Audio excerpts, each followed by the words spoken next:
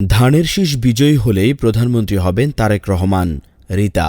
ত্রয়োদশ জাতীয় সংসদ নির্বাচনে ধানের শীষ বিজয়ী হলে বিএনপির ভারপ্রাপ্ত চেয়ারম্যান তারেক রহমানই হবেন দেশের প্রধানমন্ত্রী। শনিবার সাটুরিয়ার শাহসাব বাড়ি দরবার শরীফে এক সমাবেশে এ মন্তব্য করেন বিএনপি চেয়ারপারসনের উপদেষ্টা মণ্ডলীর সদস্য ও জেলা আহ্বায়ক আফরোজা খানম রিতা।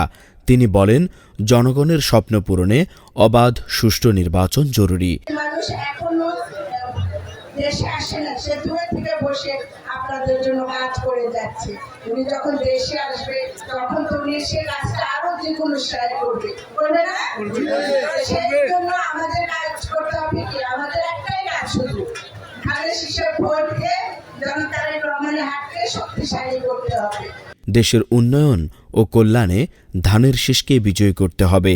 আগামীর নতুন বাংলাদেশ গড়ে উঠবে তারেক রহমানের নেতৃত্বে।